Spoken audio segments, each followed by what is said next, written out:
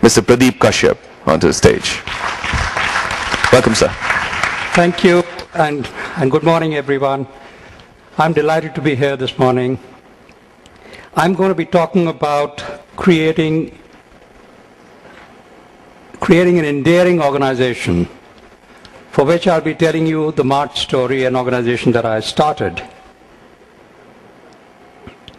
For the first 17 years of my working life, I worked with 3 large multinational companies in India. During that period, like most of us, I acquired a fair amount of material wealth and creature comforts, but the inner richness was missing in my life, and a hollow feeling kept bothering me. It was around the same time I was fortunate that I met my spiritual guru. It was he who encouraged me to inquire into the purpose of life. So, the year I turned 40, I decided, with the blessings of my guru, to voluntarily opt out of the corporate sector and devote my energies to working with the poor. In the initial years, as a consultant to some NGOs and the government, I got the opportunity to travel the length and breadth of this vast country and this great country, where I experienced rural poverty firsthand. I have lived all my life in a city. I had never seen that kind of poverty, and that moved me. So I realized that I had to do something about it. So I decided to start a new kind of an organization which would help create large-scale livelihoods and employment for the poor. Having worked with large companies, I was well aware of the impersonal and selfish nature in these organizations. So I was determined that that my organization would create a great sense of belonging and encourage self-giving amongst its employees. With this objective, I established MART in 1993 as an organization based on family values. Because what I realized was, by looking at different kinds of organizations in society, you have the government organization, you have the private sector, you have the NGO, and then you also have marriage as an institution. And I realized that the only institution to which we continue to belong throughout our lives is the family. And that was the reason why I chose the family format for the organization. Now, in a family, we do not have any one fixed designation. I'm a husband, a father, a son, a brother, and much more. So at MART 2, we decided that we will not have any designations. So we are a flat and democratic organization. No one leaves his family is our shared belief, and we put this to practice. On completing 10 years in the organization, every employee automatically becomes a partner, a co-owner in the organization with shares gifted by the organization. We've already inducted 8 partners through this process, and my dream is that in the next few years, we'll become a fully employee-owned organization. We're a team of 75 people. In the last 5 years, only 5 people have left us, of which 3 have rejoined, and the other 2 have expressed their desire to return. Against an industry average of 7 to 8% dropout employees every year, our rate is not even 1%, because only 2 people have left us in the last 5 years, and this is largely because of the family values. In a close-knit family, we share all information with each other. We are transparent. At MART, we have taken transparency to an extreme. Everybody, all the 75 people in the organization know each other's salary. Any one of them can walk up to the accountant and ask anybody else's salary, because we have to be a fair organization. Similarly, when anyone has a problem in the family, don't we all reach out? This is what happens at Mart. This is Rajiv, who joined us 2 years back as a management trainee.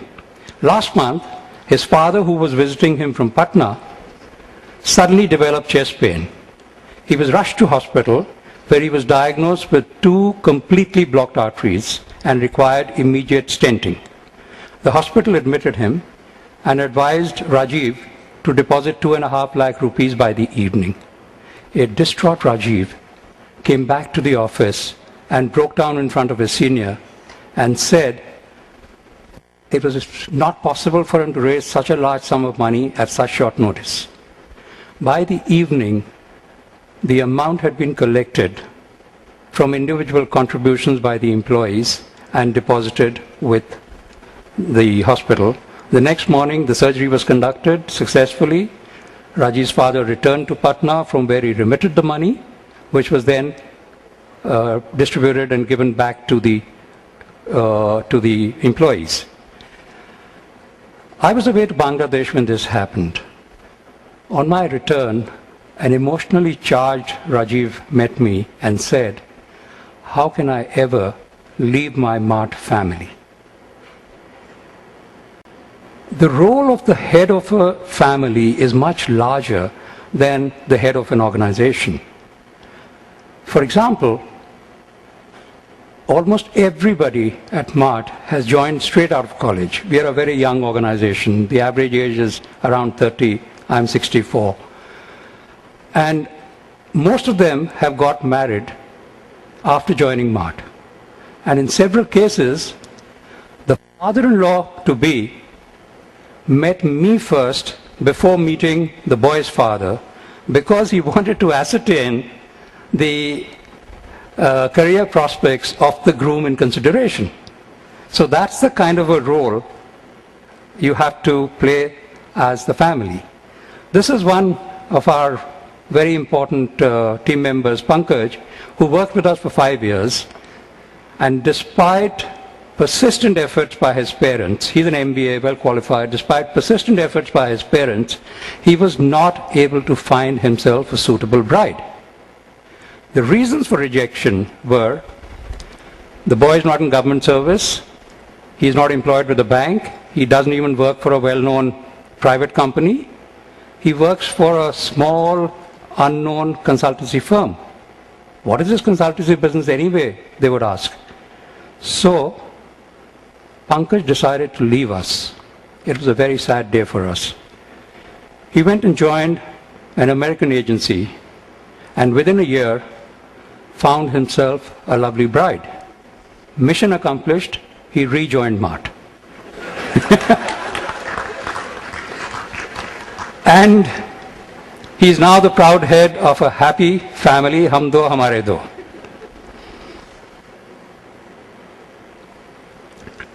At home, we don't consider any work as menial. We follow the same practice at Mart.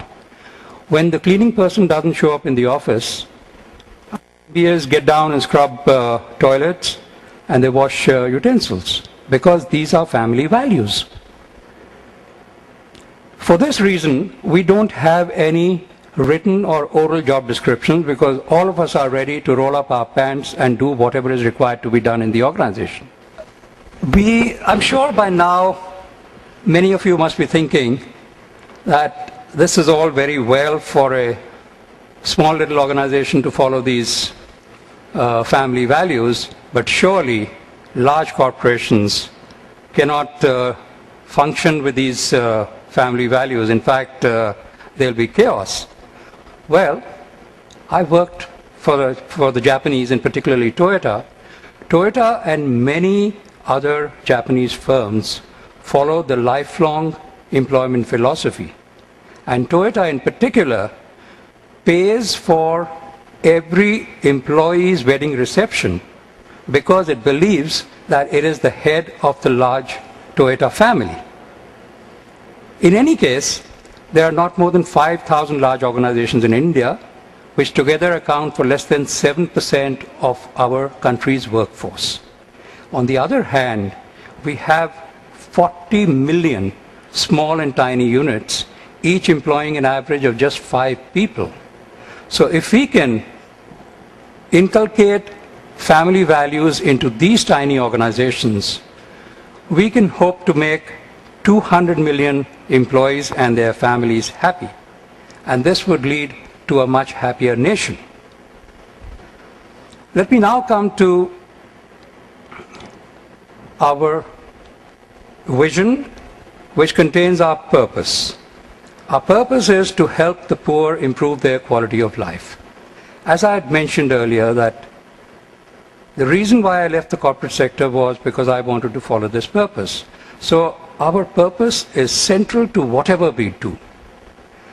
Through this, we have shown that if you are passionate about a higher purpose, then even ordinary people like us from B-grade management institute, you can achieve extraordinary results.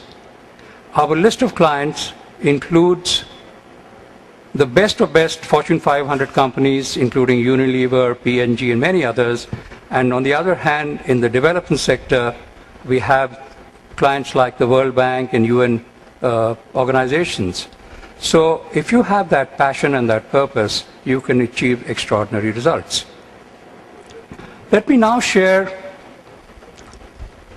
some of the work that we have done in the last few years to give you a glimpse of the kind of work that we do.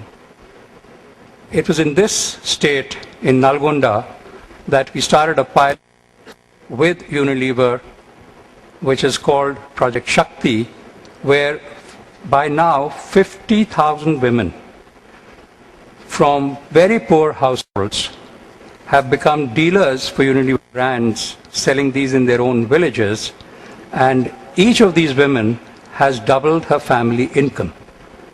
And this additional money is spent on better health care and education for the children. Similarly, we worked with 10,000 tribal women from 500 villages across 6 of the most backward districts of Odisha, including Kalahandi, Keonjhar, and we brought them into a collective marketing model. And last year, they have achieved a turnover of 9 crore rupees. And that has substantially increased their incomes. Let me now come back to our philosophy at MART. The two people you can see shaking hands, if you notice carefully, the two arms of the M, represents our commitment to teamwork and partnerships. We have partnerships with a large number of organizations across the world, including the US, Europe, and many other countries. And the heads bent forward reflects our humility and respect for all.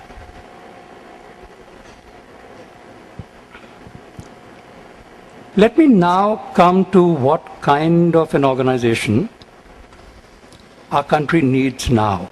For that, let us study the kinds of existing organizations which I have mapped on.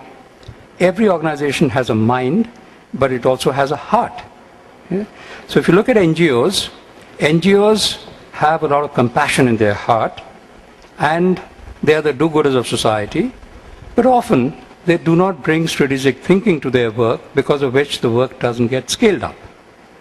On the other hand, you have the corporates who hire the best minds in the country, paying the best salaries, but often these people do not have compassion for the poor, and therefore they are not able to empathize with the problems of society.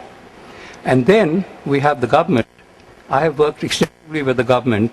I was an advisor to the Ministry of Rural Development, and I was the chairman of the Khadi Commission marketing group. So I have worked very closely with the government, but with due apologies, I have to say that often the government brings the wrong kind of mind and the wrong kind of heart, and therefore is not able to create the right kind of impact. But fortunately, all this is changing in the last 5-7 years. NGOs are now talking about bringing a business mind to their work, which means that they are moving into the 4th quadrant, which is the new generation organization. Corporates are talking about corporate social responsibility, green marketing, social marketing, by which they're also saying that we have a heart, and they're also wanting to move into that same quadrant. And then we have the government, which says that we now need to get our model the right side up, and that's when we'll be able to make a difference. So today, the government is inducting a lot of people from the private sector, whether it's Arun Maira or it's Nandan Nilekani and many other people, because the government is now serious and wants to bring about change, hopefully. So this is the kind of a new organization which will have a business mind and a social heart. The business mind is required for dealing with the complex problems of modern society, and the social heart will be required for empathizing with the poor. Let me now conclude with the characteristics of this kind of an organization. The first, of course, is that it will be based on family values, which I've already described a little while earlier.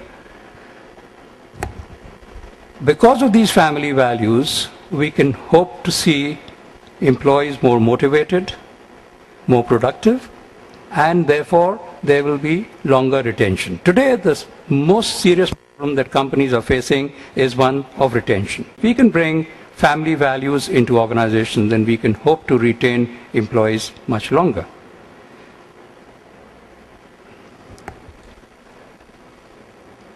Such an organization will realize that what is good for society is good for the organization. So profits will come from purpose and passion, and not from exploitation. So therefore, these organizations will believe that if you have a higher purpose and you are passionate about that purpose, profits will follow automatically.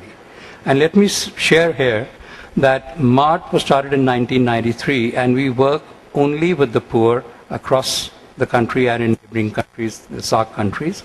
We have been a profit-making organization from year one and continue to be a profit-making organization. So it is possible to make profits even if you are working with the poor. The CEOs of these companies will maintain simple and modest lifestyles. Peter Drucker, the legendary management guru, said, "The difference between the salary of the CEO and the lowest paid should not be more than 20 times. In my case, it is only 15 times." During the global economic meltdown, there were many American CEOs whose salaries were 200 times of the lowest paid, which reflects the greed of our times. Fortunately, after that, there has been a lot of rethink, and I think society is realizing that these kind of... So we will have a new kind of leadership, we hope.